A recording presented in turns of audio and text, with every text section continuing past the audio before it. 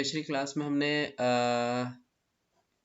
पीछे का जो था कुछ क्वेश्चन करे थे सेमीकंडक्टर के, है ना। अच्छा, तो देखो ध्यान से, पहले 5 मार्क्स के क्वेश्चंस यहाँ पे फटाफट देखते हैं, ठीक है। उसके बाद हम 3 मार्क्स के क्वेश्चंस देखेंगे। ओके, तो देखो जरा, सबसे पहले जो हमारे पास जो 31 का ए पार्ट है, यानी जो 5 मार्क्स का क्वेश्चन हमारा, इसमें क्या कह रहा है। A series combination of LCR is connected to an AC source V is equal to Vm sin omega t, ठीक है। Obtain फर्स्ट पार्ट है इसका, the impedance of the circuit using phasor diagram, ठीक है। हमें क्या निकालना है, इम्पिडेंस। क्या होता है इम्पिडेंस, बताओ जरा। आर्यन, क्या होता है इम्पिडेंस। मानसी,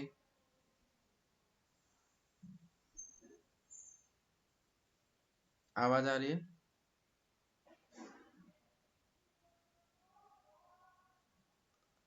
आवाज आ रही है मानसी, आर्यन। हाँ भैया आ रही। हाँ, इम्पिडेंस बताओ क्या होता है।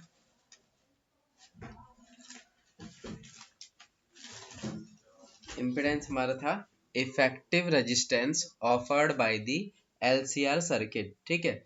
जो हमारा एलसीआर सर्किट होता है, एलसीआर सर्किट क्या होता है, जिसमें इंडक्टर, कैपेसिटर और रजिस्टर लगा होता है। तो एक हमारा एक ऐसा एसी सर्किट, ठीक है, जिसके अंदर हमारे ये 3 मेन कंपोनेंट, हमारा इंडक्टर, कैपेसिटर और रजिस्टर, ये लगे होते हैं, उसको हम बोलते हैं एलसीआर सर्किट। ओके, अब उसमें हमने पढ़ा था कि जो हमारा इंडक्टर होता है और जो कैपेसिटर होता है और जो रेजिस्टेंस होता है, इनका अपना अपना रेजिस्टेंस होता है। और टोटल जो हम निकालेंगे, यानी नेट जो रेजिस्टेंस हम निकालते हैं, उसको हम किस नाम से बुला रहे थे, इम्पिडेंस के नाम से बुला रहे थे, जिसका हमने फॉर्मूला भी बनाया था। क्या था फॉर्मूला, याद है क्या। और किससे एक्सप्रेस करते हैं इम्पिडेंस को, इम्पिडेंस को किससे शो करते हैं, बताओ।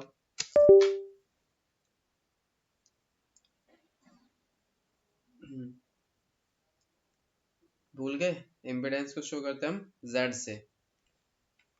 Impedance is denoted by Z, Z को हम इम्पिडेंस बोल रहे थे।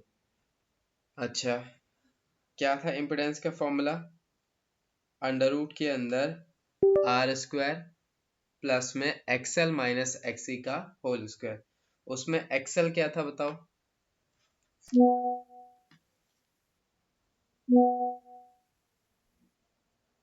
एक सेकेंड, यहाँ पे आवाज नहीं आ रही क्या।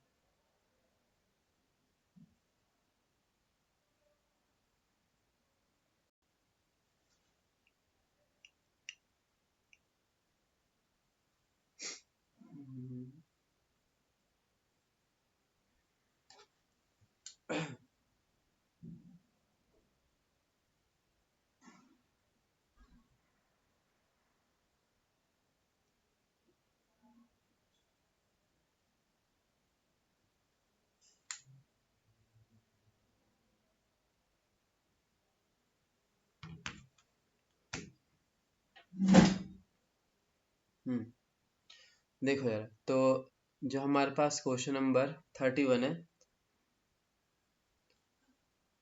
इसका फर्स्ट पार्ट क्या बोल रखा है इसने, कि एक हमारे पास एलसीआर सर्किट है। एलसीआर सर्किट में हमारे पास क्या होता है, एक इंडक्टर लगा हुआ होता है, एक कैपेसिटर लगा हुआ होता है और एक रजिस्टर लगा हुआ होता है। ये ध्यान है, हमने 7th चैप्टर जो पढ़ा था ऑल्टरनेटिंग करंट, वो है। और हम इसको किससे कनेक्ट करते हैं, एक एसी सोर्स, एसी सोर्स का सिंबल ये होता है, ठीक है, इस तरह का। और इसमें ये जो इंडक्टर है, इसकी इंडक्टेंस हम बोलते हैं कितनी है, एल है। कैपेसिटर की कैपेसिटेंस सी है और ये हमारा रेजिस्टेंस है, जिसकी रेजिस्टेंस आर दे रखी है, ठीक है। तो ये हमारा एक एलसीआर सर्किट है। अब इसमें बोला है कि हमें फाइंड करना है ऑब्टेन इम्पिडेंस। इम्पिडेंस मतलब हमें क्या निकालना है, जेड। हमें फाइंड करना है जेड की value of the circuit using phasor diagram, phasor diagram की हेल्प से। तो ये हमने डिराइव करा था, है ना। जेड का हमने फॉर्मूला भी डिराइव करा था। अच्छा, जो ये आया है फेजर डायग्राम, फेजर डायग्राम हमने बना रखा है। फेजर डायग्राम हमने कैसे बनाया था, याद होगा। यहाँ पर सॉल्यूशन भी इसमें करा हुआ है, तो मैं तुम्हें डायरेक्ट सॉल्यूशन पे ले जाता हूँ, ठीक है।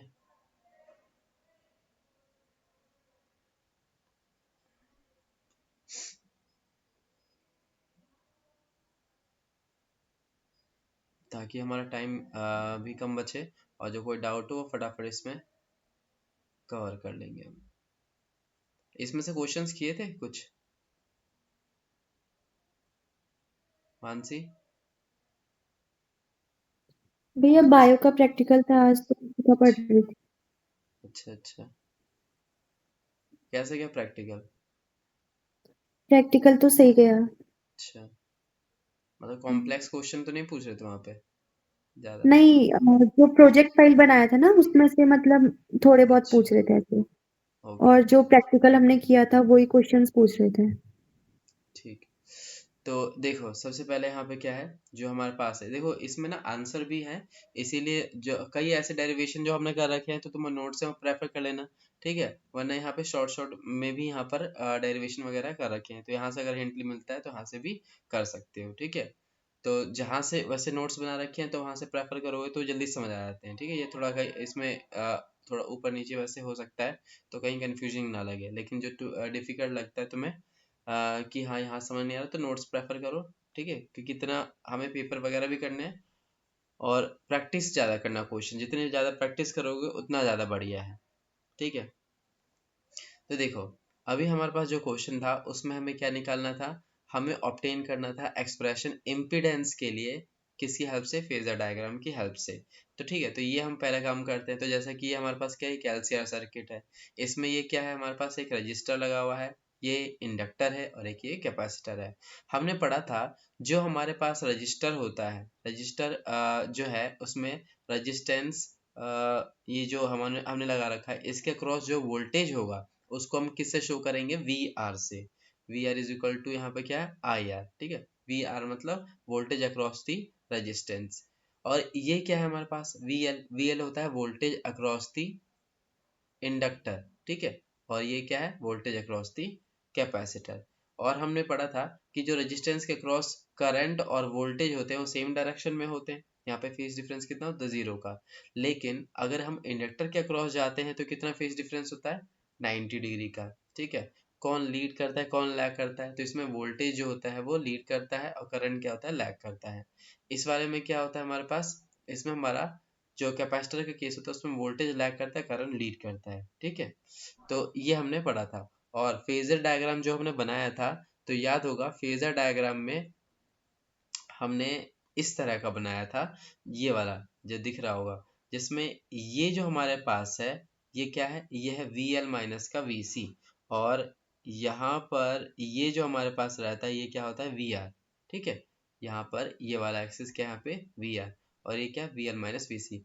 और ये जो हमारे पास रहता है ये हमारा इफेक्टिव वोल्टेज रहता है, जिसको हम यहाँ पर ई से या वी से शो कर सकते हैं। यहाँ पर इसने ई से शो कर रखा है तो मैं भी ई से ही शो कर लेता हूँ, ठीक है? हालांकि हमने वी से शो किया था, तो ई या वी मर्जी तुम्हारी, वो लगा सकते हो।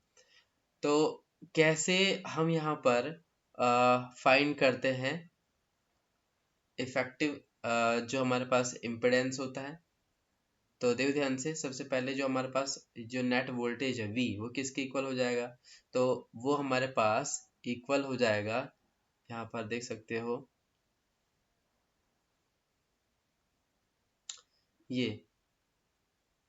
ये हमारा नेट वोल्टेज है, तो इसको हम बोलते हैं E का स्क्वायर इज इक्वल टू, इसका स्क्वायर हो जाएगा एक तो हमारे पास, और एक इसका स्क्वायर हो जाएगा, यानी नीचे जो हमारे पास है वी आर, तो वी आर का स्क्वायर प्लस में ये क्या है हमारे पास, वी एल माइनस में वी सी का स्क्वायर, ठीक है? इस स्क्वायर को उधर भेज सकते हो चाहो तो, या उससे भी आसान तरीका है कि क्योंकि हमें इम्पिडेंस का यहाँ पे फॉर्मूला चाहिए, तो हमने पढ़ रखा है कि जो वोल्टेज होता है वो किसके इक्वल होता है, करंट इनटू में रेजिस्टेंस। यानी यहाँ पे मैं वोल्टेज की जगह क्या ले सकता हूँ, E is equal to I R लिख सकता हूँ, जहाँ पे वी है वहाँ पे क्या ले सकते हैं, V is equal to I R, ठीक है? v is equal to I R, तो ये लिखा जा सकता है। सेम उसी तरह से क्या है यहाँ पर, ये जो हमारे पास वी एल है, वी एल की जगह क्या लिखेंगे बता सकते हो, वी एल वोल्टेज अक्रॉस दी इंडक्टर। ये हमने डेरिवेशन कर रखा है, डेरिवेशन में इसमें दिक्कत तो नहीं मेरे ख्याल से। अगर कोई जो हमने करा है ना डेरिवेशन उसी को ही यहाँ पे रिवाइज कर सकते हो, यहाँ पे थोड़ा शॉर्ट शॉर्ट में लिखा पड़ा है। ओके, तो इसमें अगर कोई हाँ दिक्कत, भैया। हाँ इसमें अगर कोई दिक्कत हो जरा सा भी कहीं पे भी पूछना, ठीक है, क्योंकि इसमें थोड़े शॉर्ट शॉर्ट में कर रखे हैं यहाँ पे जो इसके आंसर्स हैं। तो वी एल जो था हमारे पास, याद होगा, वो होता है हमारे पास आई इंटू में एक्सएल, ठीक है। यानी यहाँ पे जो रेजिस्टेंस हम लेते हैं उसको हम क्या बोलते हैं, उसको हम बोलते हैं इंडक्टिव रिएक्टेंस। तो यहाँ पे एक्सएल क्या है, एक्सएल इज इंडक्टिव रिएक्टेंस। और उसी तरह से अगर यहाँ पर वी सी की बात करेंगे तो क्या लिखते हैं हम, आई इंटू में एक्स सी, जिसको हम बोलते हैं कैपेसिटिव रिएक्टेंस। तो इन सारी वैल्यूज को इसके अंदर पुट कर सकते हैं। तो यहाँ पर ई की जगह क्या रख लेंगे हम, आई इंटू आर। तो ये जो हमारा आर होता है, ये हमारा नेट या इफेक्टिव रेजिस्टेंस होता है, जिसको हम जेड से शो करते हैं। तो यहाँ पे चाहो तो तुम जेड शो कर सकते हो। तो ये क्या बन जाएगा, ये बन जाएगा हमारे पास, ये आई इंटू में जेड का square is equal to V R. V R क्या, हमारा वी आर जो है वो किसके इक्वल हो जाएगा, आई इंटू में आर का स्क्वायर, ठीक है, प्लस में वी एल। वी एल की जगह क्या लिखेंगे हम यहाँ पे, आई इंटू में एक्सएल का स्क्वायर माइनस में यहाँ पे आई इंटू में एक्सी का स्क्वायर। सिंपल है वही चीज। सभी में से आई स्क्वायर कॉमन आएगा तो वो बाद में हम काट सकते हैं, तो इसको मैं डायरेक्टली काटता हूँ। इस स्क्वायर को इधर भेजेंगे तो क्या बन जाएगा, रूट। तो डायरेक्टली यहाँ से ना इम्पिडेंस हमें मिल जाएगा, और वो क्या है हमारे पास एक्सप्रेशन, वो एक्सप्रेशन आएगा आर स्क्वायर प्लस में एक्सएल माइनस, अच्छा ये होल स्क्वायर आना चाहिए, ये ध्यान रखना, सिंगल सिंगल नहीं, क्योंकि होल पे लगाना है स्क्वायर यहाँ पे, इसी वजह से। तो यहाँ एक्सएल माइनस एक्सी का क्या आ जाएगा, होल स्क्वायर आ जाएगा। तो सिंपल सा हमने एक पार्ट कर लिया, क्या कि इसका इम्पिडेंस निकाल लिया, जो कि इस तरह से निकाला, ठीक है। अच्छा, इम्पिडेंस निकालने के बाद इसने एक और चीज पूछा था कि हमें करंट भी बताना है। देखो सबसे पहले यहाँ पर क्या पूछा था, इम्पिडेंस बताना था फेज डायग्राम के साथ। 2 मार्क्स का है, मतलब इसमें तुम्हें फेज डायग्राम बनाना है और इम्पिडेंस की डेरिवेशन करनी है, ठीक है। अब इसमें दूसरा बोला है कि expression for the instantaneous current. Expression for the instantaneous current का क्या मतलब है, तो जो हमारे पास करंट था, है ना, याद होगा, आई इज इक्वल टू क्या होता है, आई नॉट साइन ओमेगा टी, ठीक है। तो ये वाले ये जो हमारे पास है, ये एक्सप्रेशन, इसको हम बोलते हैं इंस्टेंटेनियस वैल्यू ऑफ करंट। क्या बोलते हैं, इंस्टेंटेनियस वैल्यू ऑफ करंट। तो इसने ये पूछा था expression for the instantaneous current, ठीक है। तो ये हमने कैसे लिखा, I is equal to I not sine omega T. और चाहो तो तुम ये बना भी सकते हो, यहाँ से कैसे बना सकते हैं, तो ये हमने वहाँ पे पढ़ा था, याद होगा, कि जैसे हमारे पास वोल्टेज का एक्सप्रेशन आता है, V is equal to V naught sine omega T, ठीक है। इसी को ही हम क्या करेंगे, दोनों साइड में जो हमारे पास नेट रेजिस्टेंस है या इफेक्टिव रेजिस्टेंस है, नेट रेजिस्टेंस या इफेक्टिव रेजिस्टेंस, जिसको हम किससे शो कर रहे हैं यहाँ पे, Z से। तो इसको क्या नाम दे सकते हैं यहाँ पर, ये वोल्टेज अपॉन में रेजिस्टेंस है तो ये I बन जाएगा, यहाँ पे V नॉट अपॉन में Z नॉट, जो कि यहाँ पे I नॉट बन जाता है। तो ये एक्स्ट्रा स्टेप दिखाओ चाहे ना दिखाओ, मर्जी है तुम्हारी, तुम डायरेक्ट भी लिख सकते हो। तो उसने बस एक्सप्रेशन ही पूछा था, तो ये हमारा क्या, I is equal to I not sine omega T, जो कि यहाँ पे ऐसे लिख रखा है इसने सीधे, ठीक है। तो i is equal to I not sine omega t, या फिर उसने v m y, v m मतलब यहाँ पर वही जो हमारे पास मीन जो हम बोलते हैं या एवरेज जो बोलते हैं वो वाला उससे डिनोट कर रखा उसने, ठीक है। हालांकि तुम इतना से भी लिख सकते हो। अच्छा, अगला इसमें एक और पार्ट पूछा था इसने, क्या, phase relationship of the current to the applied voltage, ठीक है। दूसरा हमने यहाँ पे देखो ये वाला पार्ट भी फाइंड कर लिया, एक्सप्रेशन निकाला था इंस्टेंटेनियस करंट। इंस्टेंटेनियस करंट क्या होता है, वो आई जो था ना, i is equal to I not sine omega T. तो पहला जो हमारे पास आई है, यानी यहाँ पे ध्यान दो, ये जो हमारे पास आई होता है इसको बोलते हैं इंस्टेंटेनियस वैल्यू ऑफ करंट। ये क्या होता है, आई नॉट। आई नॉट होता है मैक्सिमम वैल्यू ऑफ करंट, ठीक है। ओमेगा क्या होता है यहाँ पे, एंगुलर वेलोसिटी या angular frequency, T is the time. तो ये हमारा जो आई लिखा रहता है या वी लिखा रहता है, V is equal to V naught sine omega T, तो ये इंस्टेंटेनियस करंट या इंस्टेंटेनियस वोल्टेज को रिप्रेजेंट करता है, ठीक है। तो हमने इंस्टेंटेनियस करंट की का भी एक्सप्रेशन बता दिया। अब उसने हमसे पूछा है एक और चीज कि फेस एंगल बताना है। तो फेस एंगल भी हम निकाल चुके हैं, हम पहले पढ़ चुके हैं, सिंपल है, टेन फाइव निकाला था हमने। टेन फाइव क्या होता है, तो सिंपल है, ये परपेंडिकुलर अपॉन में बेस, परपेंडिकुलर के यहाँ पे V L minus V C upon base के यहाँ पे वी आर। तो वही tan phi is equal to V L minus V C by V R, ठीक है। तो ये हमारा फेस एंगल है। तो ये तीनों पार्ट इसमें हमें बताने थे, ठीक है। और ये 5 मार्क्स का था तुम्हारा। अच्छा एक और इसमें सेकंड पार्ट भी दे रखा है। हाँ ये सेकंड पार्ट भी दे रखा है। ये 3 पार्ट है ना हमारे पास। तो ये पहला 2 मार्क्स का था, फिर ये हाफ ऑफ मार्क्स के थे, और ये वाला हमारे पास फिर अगला पार्ट है। अगले पार्ट में क्या क्या रखा है जरा समझना। इसमें कोई दिक्कत तो नहीं किसी को भी? आर्यन, मानसी? नहीं भैया। नहीं सर। हाँ इसमें कोई, क्योंकि पीछे वाला अगर कोई ज़रा सा भी डाउट हो तो पूछना, ठीक है? क्योंकि फिर ये पेपर जैसे कवर कर लेंगे ना, फिर इसका फिर टेस्ट दे देना, रिवाइज हो जाएगा अच्छे से, तुम्हें पक्के से आ जाएगा ये। ओके, फिर जितने ज़्यादा पेपर कर सकते हो, रिवाइज कर सकते हो, उस पर फोकस करना, ठीक है? और कुछ रिवीजन जब करोगे घर पे तो डाउट डाउट आएंगे, तो डाउट भी यहाँ पे पूछ सकते हो, ठीक है? या व्हाट्सएप भी कर सकते हो, व्हाट्सएप पे बता दूंगा उसमें। अभी तो ये ठीक है। टाइम है, हाँ फरवरी का ये तो बहुत ही इम्पोर्टेंट टाइम है। जितने ज़्यादा पढ़ो, टाइम दो, रिवीजन प्रैक्टिस करते जाओ, ठीक है? वो ज़्यादा इम्पोर्टेंट है। एक तो भैया पेपर भी 18 को तो पहले फिजिकल एजुकेशन का है, उसके बाद डायरेक्ट 20 को फिजिक्स का है। 18 को फिजिकल एजुकेशन और फिर 20 को है। हाँ। एक ही दिन की छुट्टी दी है। हाँ एक ही दिन की थी, इतने पास पास कर दिया। अरे, और फिजिक्स के बाद कौन सा दूसरा?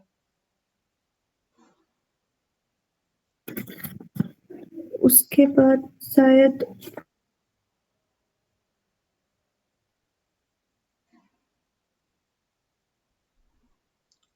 उसमें गैप कितना होगा लगभग, दूसरा जो फिजिक्स के बाद है?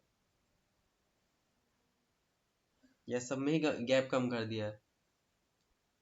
नहीं, और में तो अच्छा खासा है, बस उसी में थोड़ा सा वो कर दिया। अच्छा, तो फिर तो ये जो टाइम है फरवरी में, तो तुम्हें ज़्यादा टाइम देना पड़ेगा इस पे। हाँ कि स्टार्टिंग से ही बना के चलो, ठीक है? और जितने ज़्यादा क्वेश्चन पेपर प्रीवियस ईयर्स के, मॉडल टेस्ट पेपर खासकर ये सैम्पल पेपर कर सकते हो, प्रैक्टिस करो, ठीक है? जितने डाउट्स और आते हैं वो पूछो। अभी तो जैसे कि चैट जीपीटी वगैरह, इन सब से भी हेल्प ले सकते हो, बढ़िया रहेगा इसमें, क्योंकि तुम्हारा ए वगैरह डायरेक्ट क्वेश्चन, इसमें तुम कहीं फंस जाओ तो डायरेक्ट डाउट आए तो तुम उससे पूछ सकते हो, ठीक है? बहुत हेल्पफुल है ये। और टाइम भी बचाएगा, डाउट अगर कभी उसमें रहता है तो पूछा करो, ठीक है? बट हाँ मेन चीज़ है कि शॉर्ट नोट जैसे कि मतलब रिवीजन करो, प्रैक्टिस, तो शॉर्ट नोट भी बना लिया करना, ठीक है? मतलब जैसे कि एक सिंगल पेज ले लिया, उसमें लाइनें खींच लो, जैसे कि यहाँ एक तरफ ये एक लाइन खींच करके वहाँ पे शॉर्ट शॉर्ट फॉर्मूले नोट बना करके लिखा करो, उसे रिवाइज करते रहो बार बार, ठीक है? ऐसे करोगे तो ज़्यादा लॉन्ग टाइम तक याद रहेगा वो चीज़ें। चलो, तो यहाँ पे देखते हैं। फिजिक्स के बाद भैया केमिस्ट्री है 28 को। 28? अच्छा 28 को 8 दिन की छुट्टी है, लगभग 7-8 दिन हाँ। की। हम्म। अच्छा अच्छा, चलो कोई नहीं, इसको करते हैं फटाफट से। तो अब यहाँ पर देखो, अगला जो सेकंड पार्ट है वो है defining power factor of a AC circuit. Power factor क्या होता है तो याद होगा कॉस फाई, हमने कॉस फाई पढ़ा था। क्या होता है पावर फैक्टर? तो ये रेशियो होता है किसका, यहाँ पे ये देखो, पावर फैक्टर बेसिकली क्या होता है? पावर फैक्टर रेशियो होता है किसका? True power to the apparent power, ठीक है? True power to the apparent power, ये हमारे पास बेसिक फॉर्मूला है, ठीक है? या इसकी डेफिनेशन तुम इसी से बना सकते हो। कैसे बना सकते हो? कि power factor is defined as the ratio of true power to the apparent power, ठीक है? अब यहाँ पर पावर फैक्टर की मैक्सिमम वैल्यू, मिनिमम वैल्यू, वो कैसे निकालते हैं? तो बड़ा ही सिंपल है। पावर फैक्टर मैक्सिमम कब होगा? जब फाई मैक्सिमम, यहाँ पे एंगल हम ऐसा रखें जिससे पूरी वैल्यू मैक्सिमम हो जाए। तो कॉस की वैल्यू किस एंगल पर मैक्सिमम होती है, बता सकते हो? कॉस की वैल्यू किस एंगल पे मैक्सिमम होती है? तो याद होगा, जब हम फाई बराबर, यहाँ फाई ले रखा है या थीटा ले सकते हो, तो फाई बराबर हमारे पास 0 डिग्री हो, कॉस जीरो कितना होता है? 1, है ना? तो यहाँ पर इसमें भी यही पूछा है कि पावर फैक्टर मैक्सिमम कब होगा और पावर फैक्टर मिनिमम कब होगा, ठीक है? तो पावर फैक्टर जो होता है वो मैक्सिमम कब होता है? जब हमारा फाई बराबर 0 होता है, और मिनिमम कब होता है? जब 90 होता है। कॉस 90 क्या होता है हमारे पास? 0 होता है। तो ध्यान रखना, कॉस 90 पर 0, तो वहां पे पावर फैक्टर क्या होता है हमारे पास? 0, ठीक है? और मैक्सिमम किस पे होता है? जब फाई हमारे पास क्या होता है, सॉरी यहाँ पे मैंने, हाँ, मैक्सिमम कब होगा? जब फाई हमारे पास 0 होगा। और मिनिमम कब होगा? जब हम फाई हमारा 90 डिग्री हो, पाई बाई 2 हुआ। अब यहाँ पे समझना, जो हमने बोला फाई बराबर 0 होता है, फाई बराबर 0 का क्या मतलब होता है? फाई बराबर 0 का मतलब होता है कि जो वोल्टेज और करंट है, वोल्टेज और जो करंट है वो सेम क्या होते हैं, सेम डायरेक्शन में होते हैं, मतलब फेस डिफरेंस नहीं होता इनमें, ठीक है। तो वहाँ पे फेस डिफरेंस कितना बोलते हैं हम? 0 डिग्री का। तो ये भी क्वेश्चन आता है कि जब फेस डिफरेंस 0 डिग्री का होता है तो उस टाइम पर क्या होता है, angle between voltage and current is 0, ठीक है। वहाँ पे पावर फैक्टर क्या होता है? मैक्सिमम हो जाता है। अब वहीं पे अगर हम बात करते हैं पावर फैक्टर मिनिमम कब होता है? जब वोल्टेज और करंट के बीच में कितना फेज डिफरेंस हो? 90 डिग्री का हो, ठीक है। तो फाई बराबर अगर 90 डिग्री होता है तो उस केस में पावर फैक्टर यानी कि कॉस फाई हमारा मिनिमम होता है, कॉस 90 0 होता है, तो ये क्या होता है? मिनिमम हो जाता है। और ये ऐसा सर्किट जिसके अंदर हमारा फाई 90 डिग्री का होता है, उसमें उस सर्किट को हम बोलते हैं प्योरली इंडक्टिव सर्किट और प्योरली कैपेसिटिव सर्किट। तो याद होगा, ये हमने जब एसी अल्टरनेटिंग करंट करा था ना, तब मैंने बताया था वहाँ पे कि प्योरली इंडक्टिव सर्किट के केस में या प्योरली कैपेसिटिव सर्किट के केस में कितना फेज डिफरेंस होता है? तो 90 डिग्री का होता है। और प्योरली रजिस्टिव केस में कितना होता है फेज डिफरेंस? 0 डिग्री का होता है, ठीक है। तो ये छोटे छोटे क्वेश्चन भी बन जाते हैं यहाँ से, ओके। तो ये चीज ध्यान रखना। अब देखो जरा ध्यान से, इसी में ही हमसे और पूछा है क्या, और पूछा था इसने, ये पावर फैक्टर को डिफाइन कर दिया। क्या होता है power factor? Ratio of, ratio of हमारे पास रियल पावर, एक सेकेंड, ये क्या होगा इसमें, हाँ, ratio of true power to the apparent power, ठीक है। तो कॉस फाई को हम क्या बोल सकते हैं? Ratio of true power to the apparent power, ठीक है। तो ये हम यहाँ पर इस तरह से बता सकते हैं। तो ये हमने बताया, डिफाइन कर दिया। उसके बाद हमने मैक कंडीशन भी बता दी कि मैक्सिमम कब होगा? जब हमारा फाई कितना हो जाएगा? 0 डिग्री। मिनिमम कब होगा? फाई हमारा क्या हो जाएगा? 90 डिग्री, ठीक है। तो ये हमें इस तरह से एक्सप्लेन करना था। तो सिंपल सा है, कोई दिक्कत तो नहीं इसमें? नहीं भैया। हाँ, अब देखो अगला क्वेश्चन, अगले क्वेश्चन में क्या क्या रखा है, तो इसको जरा यहाँ पे समझते हैं।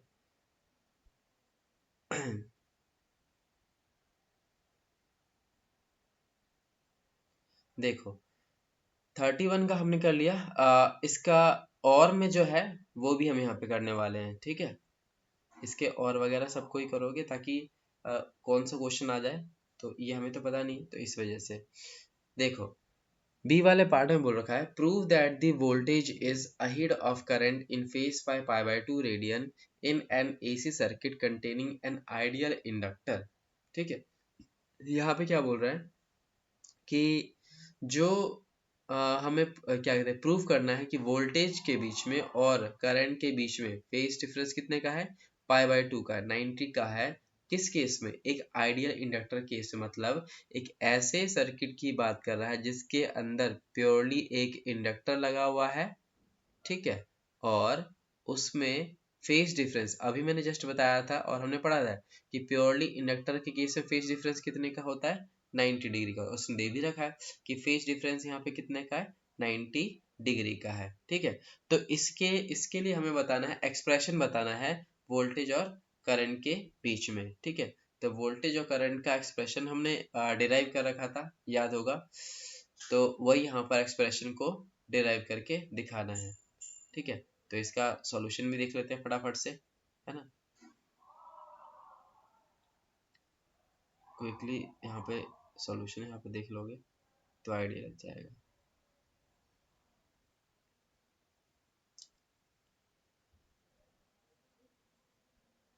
देखो ये वाला हमने कर लिया। अब यहाँ पे ये वाला सर्किट जो डायग्राम बना रखा है, ठीक है। इसमें क्या क्या चीज पूछा है यहाँ पर कि हमें तो पहले प्रूव करना है, ठीक है, कि वोल्टेज और करंट में फेज डिफरेंस कितने का? पाई बाय 2 डिग्री का है, ठीक है। और यहाँ पे हमें ग्राफ बनाना है। तो सबसे पहले प्रूफ वाला एक बार पार्ट देख लो।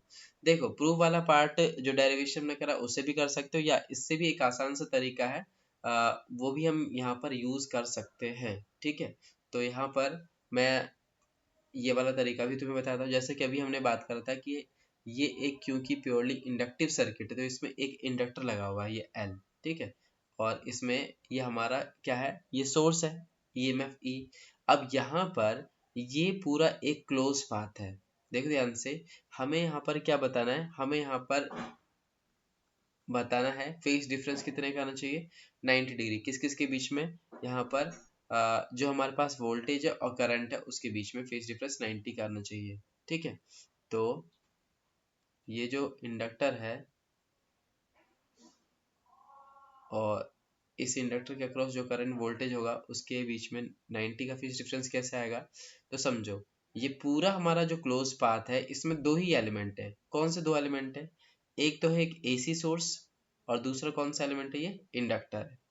अब यहाँ पर जो ईएमएफ है वो ई है, इसके अक्रॉस जो ईएमएफ है, इसको इसके अक्रॉस के ईएमएफ को मैं यहाँ पे क्या बोल देता हूँ, यहाँ पर इसको मैं ई एल बोल लेता हूँ, है ना, ईएमएफ अक्रॉस इंडक्टर।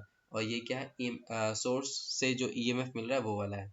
अब हमने यहाँ पर पढ़ा है क्या कि जो किसी भी क्लोज्ड पाथ के अंदर जो हमारे पास नेट ईएमएफ है वो कांस्टेंट रहना चाहिए। ठीक है, मतलब यहाँ पर जो हम इनपुट दे रहे हैं वो कितना है, वो ई है, और जो यहाँ पर आउटपुट मिल रहा है या जो एनर्जी का यूज कर रहा है वो ये वाला है। ठीक है, तो इसको लिखेंगे कैसे, तो समझना जरा।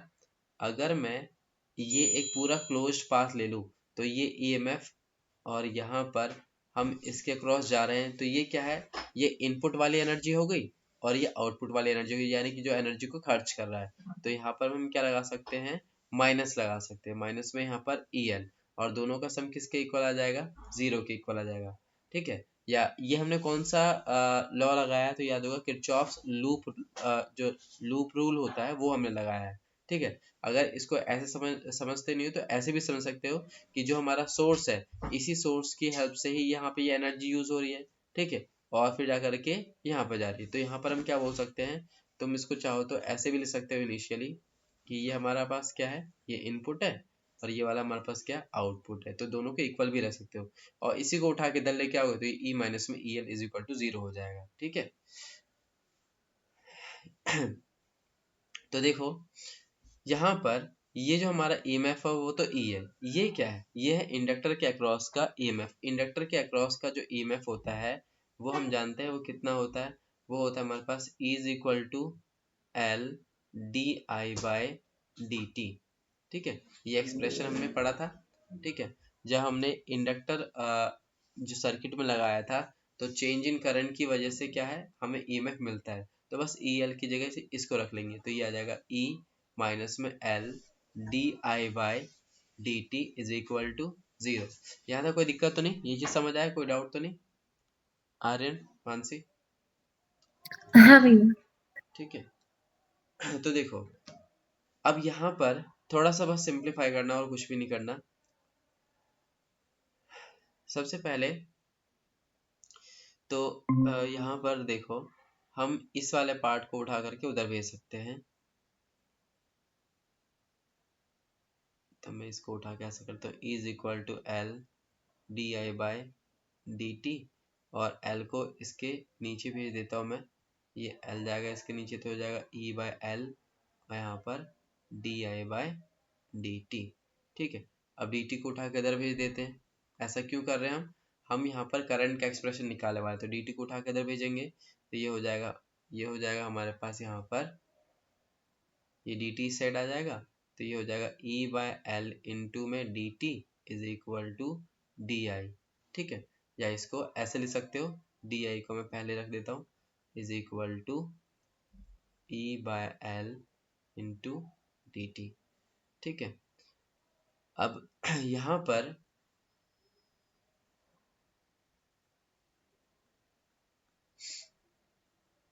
हाँ, यहाँ पर याद होगा ईएमएफ का हमने क्या है, सोर्स ईएमएफ का हमने फॉर्मूला पढ़ रखा है, क्या होता है, E is equal to E naught sine omega T, है ना। तो यहाँ पर वही यूज करेंगे हम, क्या, D I is equal to, इस ई की जगह पे क्या रख देंगे हम यहाँ पर, e naught sine omega t into D t upon में एल। दोनों साइड में अब इंटीग्रेट कर दो, दोनों साइड इंटीग्रेट करेंगे तो डी आई का इंटीग्रेशन क्या हो जाएगा, आई हो जाएगा, इसमें ई नॉट बाय एल बाहर आ जाएगा। साइन का इंटीग्रेशन क्या होता है, साइन का इंटीग्रेशन होता है हमारे पास माइनस का कॉस ओमेगा टी, और ओमेगा टी का करेंगे तो एक ओमेगा आ जाएगा, नीचे आएगा, इसमें नीचे आना चाहिए,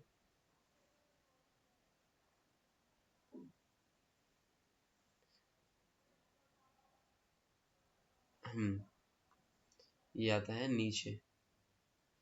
ये तुम्हें फॉर्मूला यहाँ पर याद होने चाहिए, क्योंकि देखो इसमें 7 चैप्टर में कुछ ऐसे डेरिवेशन है जिसमें मैथ के फॉर्मूले यूज हो रहे हैं, तो ये मैंने फॉर्मूले वहाँ पर भी लिखवा रखे हैं, ठीक है, कि इंटीग्रेशन क्या होता है, जैसे साइन ओमेगा टी, है ना, into D T, sign omega T क्या होता है, माइनस का कॉस ओमेगा टी, और अपॉन में क्या आता है, ओमेगा आ जाता है।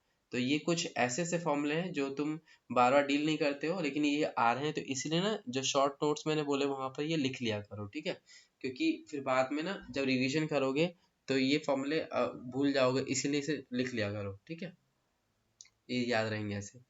तो ये हमारे पास क्या था, साइन ओमेगा टी का क्या बन गया, माइनस से कॉस ओमेगा टी अपॉन में ओमेगा। तो यहाँ पर हम क्या करेंगे, ये ये जो हमारे पास ई नॉट है, और ये नीचे क्या ओमेगा एल है। अब यहाँ पर जो हमारे पास करंट है वो आ रहा है कॉस में, है ना। अब ये कॉस में आ रहा है, अब कॉस से मैं साइन में बदल लूंगा। क्यों साइन में बदलना चाहते हैं, क्योंकि हम इसको वोल्टेज वाले इक्वेशन से कंपेयर करना चाहते हैं। याद है डेरिवेशन हमने ऐसी करी थी, कुछ कुछ याद आ रहा होगा अभी हमने ये जो रिवीजन कर रहे हैं तो, या भूल तो नहीं गए पूरा 7 चैप्टर। थोड़ा बहुत, थोड़ा थोड़ा याद आ रहा है। हाँ थोड़ा थोड़ा याद आएगा, और रिवीजन करोगे तो अच्छे से याद आ जाएगा, ठीक है। इसीलिए यहाँ पे इनको ना प्रैक्टिस करना जरूरी है। और हाँ, क्वेश्चन पेपर तो जरूर करके ही जाओ अभी, जितने ज्यादा, क्योंकि अभी टाइम है, लास्ट टाइम पे ना कि उतना कर नहीं पाओगे, तो अभी जितना टाइम लगा सकते हो, है ना, टाइम लगा करके जितने ज्यादा प्रैक्टिस कर सकते हो क्वेश्चन के, उतनी ज्यादा प्रैक्टिस करना, ठीक है। अब ये अभी इस टाइम पे ये मत करना कि मैं पहले एक चैप्टर कंप्लीट कर लूं, है ना, फिर उसके बाद आकर के दूसरे चैप्टर कंप्लीट, नहीं ये मत करना। अभी क्या है कि पेपर को ही उठाओ। क्यों बोल रहा हूँ मैं ऐसा, पेपर उठाने से क्या होगा कि तुम्हारे सारे चैप्टर थ्रू आउट कहीं ना कहीं बार बार क्या वो रिवीजन होंगे, ठीक है। तो इसीलिए यहाँ पर पेपर को पहले कर लो, ठीक है। और नहीं तो तुम्हें लगता है कि नहीं मुझे कुछ एक एक चैप्टर पे भी ध्यान देना है, तो अगर टाइम निकलता है इन्हें करने के बाद, जैसे पूरे दिन में अगर इन्हें करने के बाद वो टाइम निकलता है कि कि हम वो कर सकते हैं एक्स्ट्रा, तो वो भी कर सकते हो, बट ये पहले करो कि कोशिश जितने ज्यादा क्वेश्चंस कर सको पेपर से उन्हें कर लो, ठीक है।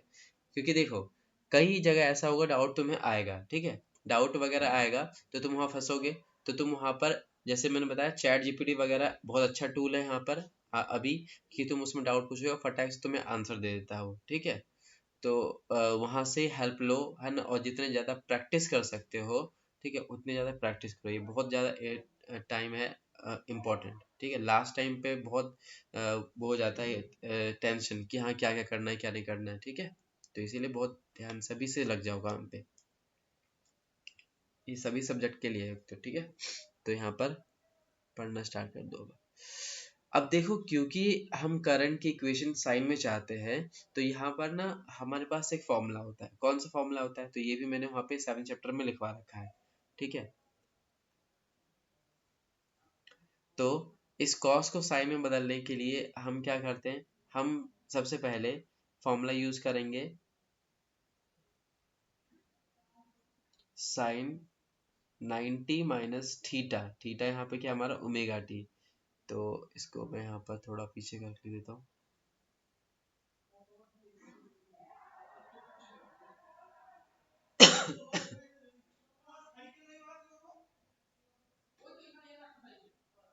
साइन 90 माइनस का थीटा, थीटा की जगह हम ओमेगा टी यूज कर रहे हैं, तो मैं भी ओमेगा टी लिख रहा हूँ, ठीक है।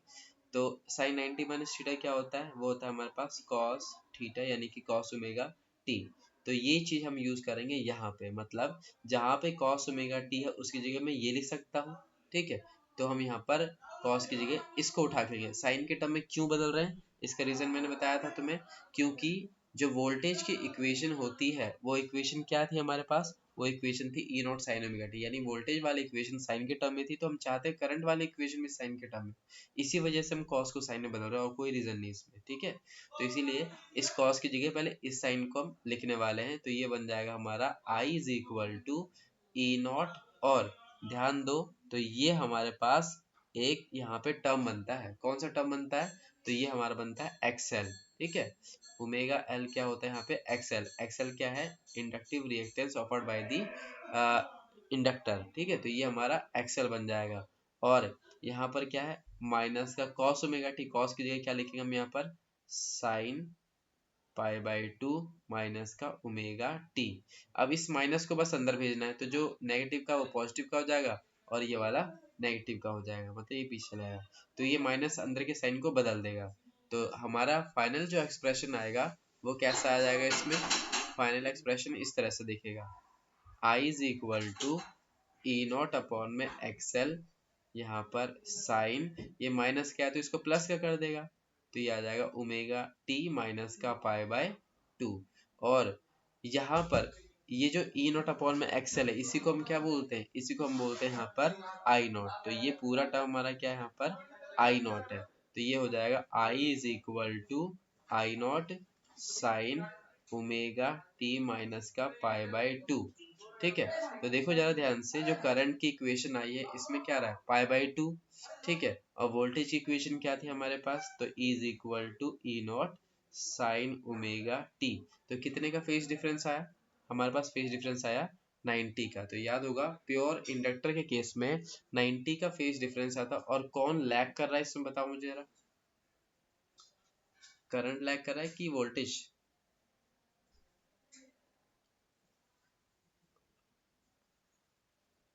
करंट। करंट, क्योंकि करंट की इक्वेशन में माइनस के पावर टू आया तो करंट इसमें लैग कर रहा है, तो ये लाइन लिखोगे कि in case of purely inductor circuit current lags the voltage by 90 degree, ठीक है। तो ये हो गया, तो ये हमारा एक कंप्लीट पार्ट है, यानी यहाँ तक ये कंप्लीट हो गया। तो देखो इसने बहुत शॉर्ट में कर रखा है, और हमने ये वहाँ पे भी मतलब ऐसे करा था, ठीक है, बल्कि स्टार्टिंग में दूसरे मेथड वहाँ पे हमने करा था, ये भी इसे कर सकते हो उससे भी कर सकते हो, जो तुम्हें आसान लगे, वो थोड़ा ज़्यादा लेंदी लग रहा था मेरे हिसाब से, तो ये थोड़ा इजी लग सकता है तुम्हें।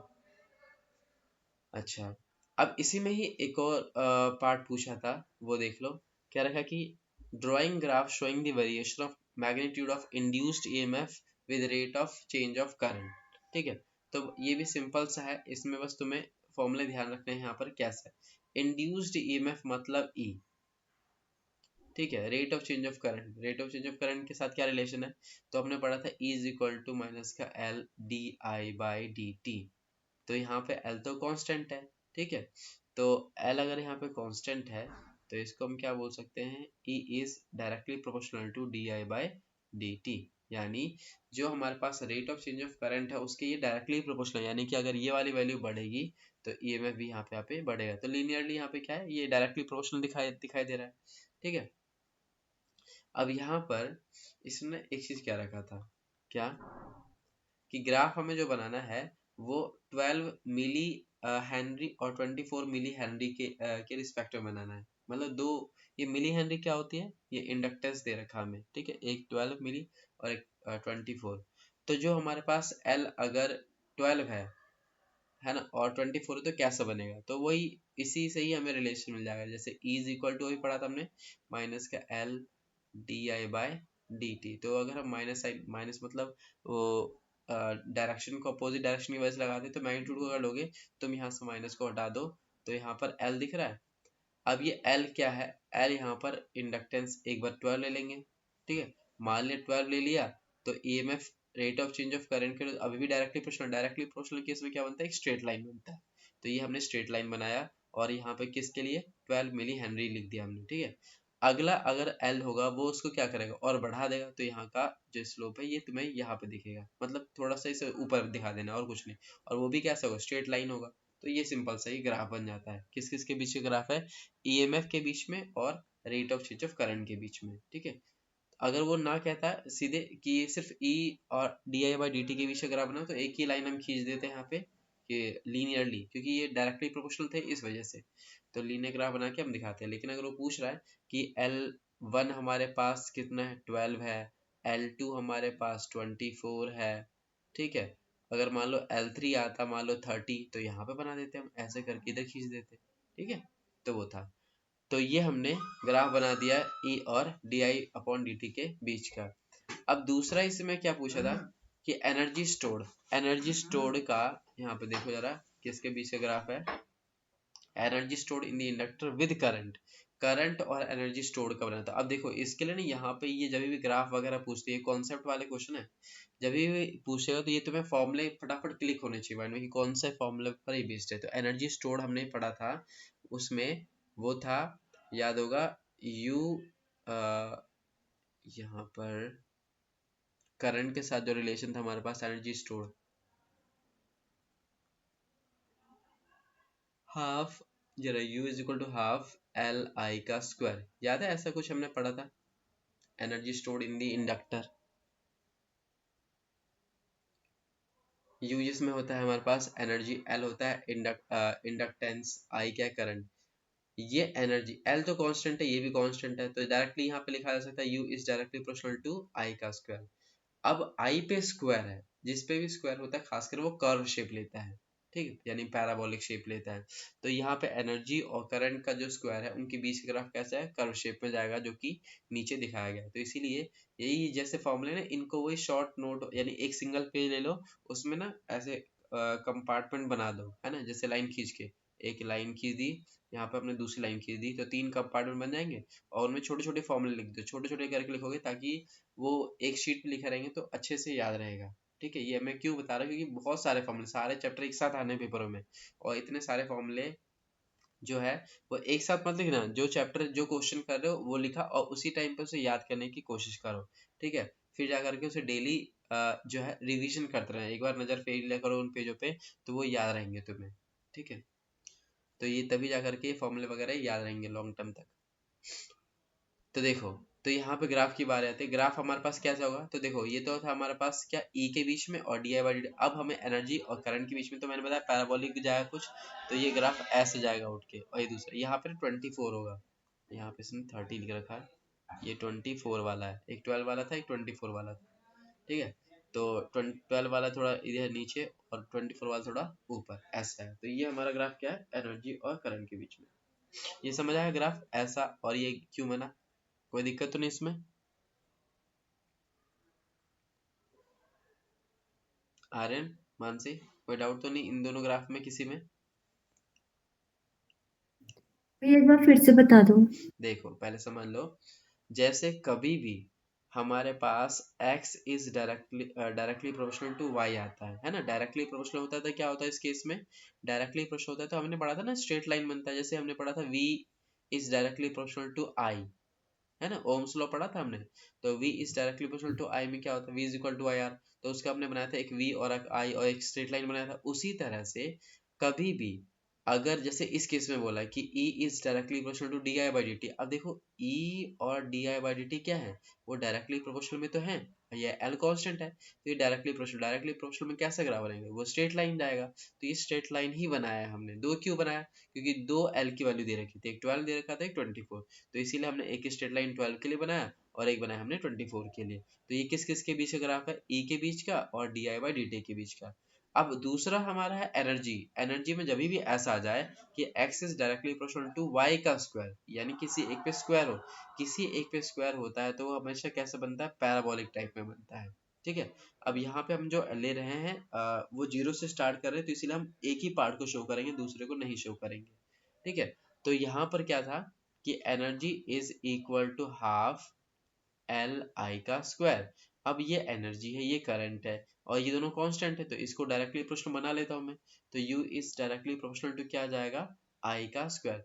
अब देखो किसी एक पे स्क्वायर है, कोई एक सिंगल है, तो इससे ग्राफ कैसे जाएगा, पैराबोलिक ही जाएगा, पैराबोलिक जाएगा, तो हम एक पैराबोलिक बनाएंगे 12 के लिए और एक पैराबोलिक बनाएंगे हम 24 के लिए, समझ आया? तो कभी भी किसी एक पे स्क्वायर दिख जाता है और कोई एक सिंगल है, वो कैसा ग्राफ देगा? वो देगा ऐसा कर्व वाला।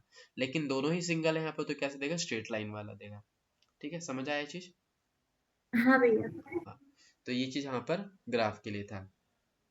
अच्छा, तो ये हमारे पास ये क्वेश्चन था। अब इसमें अगला जो क्वेश्चन है हमारे पास, उसको देखते हैं।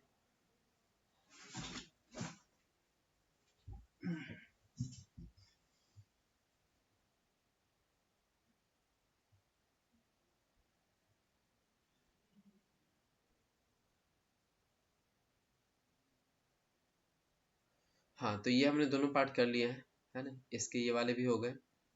अब देखो जरा नेक्स्ट क्वेश्चन।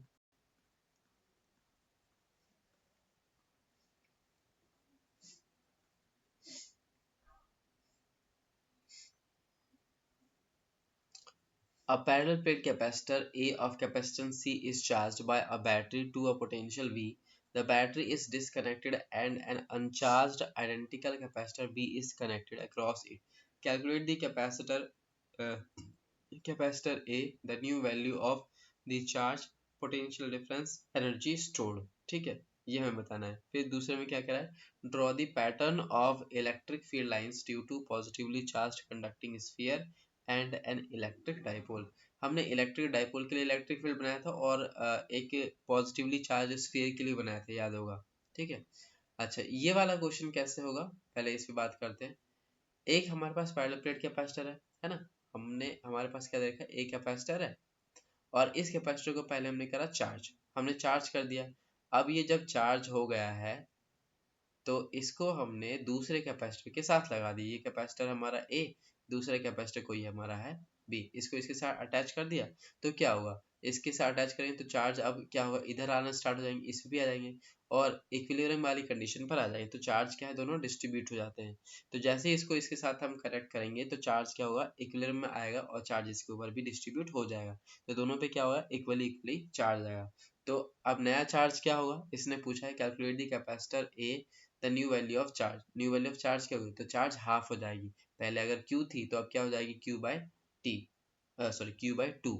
ठीक है, तो वो हो जाएगी। ओके, तो ये चीज यहाँ पर फिर से यहाँ पर प्रॉपर तरीके से आंसर में करा गया है।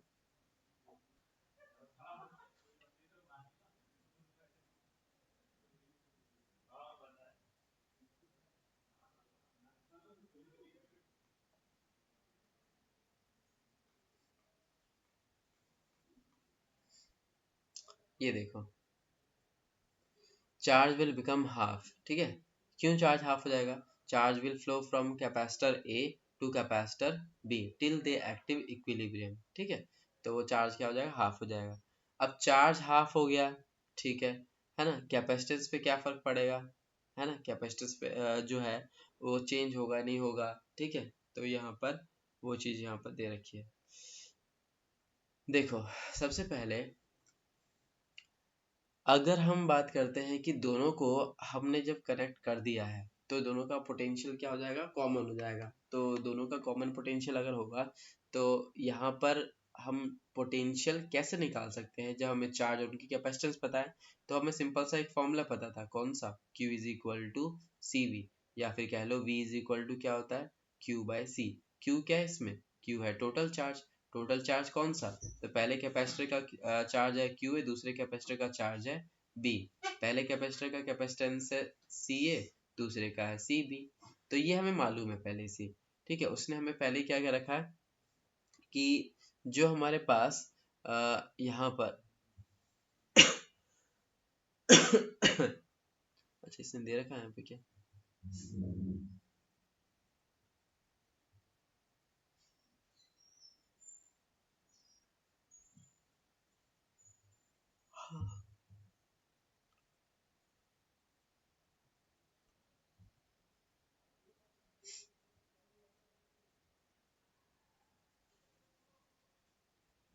अच्छा, वही पहले पार्ट को निकाल के दिखा रखा है इसने।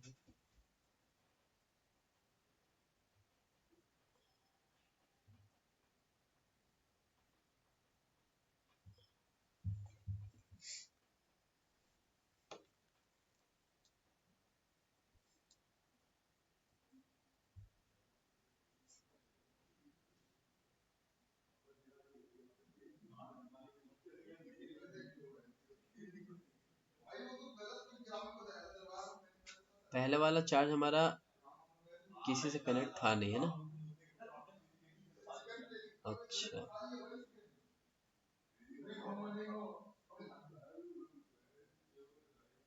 यहाँ पर क्यू प्लस कीजिए। एक मिनट, क्वेश्चन वापस देखते हैं इसमें क्या क्या रखा है।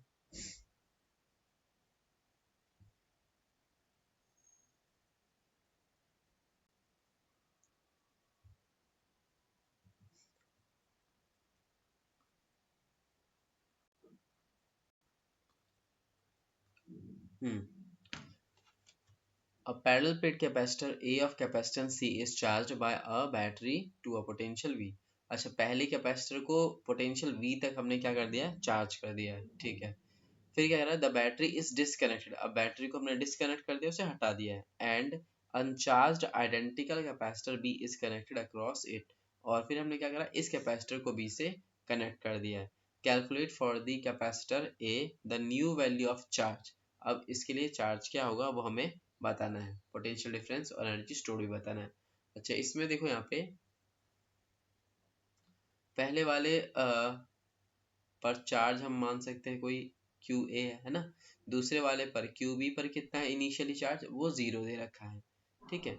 ये चीज यहाँ पर, ये कंडीशन हमें गिवन दे रखा है। बैटरी से कनेक्ट किया था हमने, चार्ज करने के बाद फिर क्या करा, इसको इससे कनेक्ट कर दिया हमने। अब इससे जब कनेक्ट करेंगे तो यहाँ पर हमारा कॉमन जो पोटेंशियल आएगा है ना, वोल्टेज आएगा, वो हम उसी फॉर्मूला से निकाल सकते हैं जो अभी मैंने यहाँ पे बताया था, जो हमारे सोल्यूशन में दे रखा है, ठीक है। तो इसको ना एक बार ट्राई करना पहले, ठीक है। अभी टाइम हो गया इसमें। और ये वाला क्वेश्चन और ये जो बचे हैं हमारे पास क्वेश्चन, इनको पहले ट्राई करना। ये वाला तो इजी सा ही, हमने पहले डेरिवेशन कर रखी है, ठीक है। जो डेरिवेशन कर रखा है तुमने, उसको ना एक बार जरूर लिख लिख के प्रैक्टिस जरूर कर लेना, ताकि वो पक्के रहें, ठीक है, वो ना छूट जाए। जो न्यूमेरिकल्स वगैरह है उनको तुम यहाँ पर प्रैक्टिस करोगे जितनी बार, उतना क्या है कि वो इम्प्रूव होते जाएगा। हाँ, खासकर न्यूमेरिकल्स वही प्रैक्टिस करो ज़्यादा जो पेपर में आ रखे हैं, ठीक है। अब बहुत ज़्यादा कोई एक्स्ट्रा अगर बुक से करोगे तो उतना भी टाइम नहीं है कि किसी एक ही टॉपिक पर बहुत सारे न्यूमेरिकल अभी कर सके, तो इसीलिए पेपर के खासकर जो है न्यूमेरिकल्स उनको जरूर अटेम्प्ट करना, ठीक है। तो इनको ट्राई करना, ठीक है। और जो इसमें डाउट रहेंगे फिर वो नेक्स्ट क्लास में उसको करेंगे। 3 वाले और 2 वाले वो भी, उन्हें भी ट्राई करना जितने हो सके, ठीक है। जैसे जैसे टाइम मिलेगा, जितने क्वेश्चन कर सकते हो करते जाना। मैं एक और पेपर आज सेंड कर देता हूँ, ठीक है। ठीक है भैया। चलो फिर इसको यहीं तक ही रखते हैं।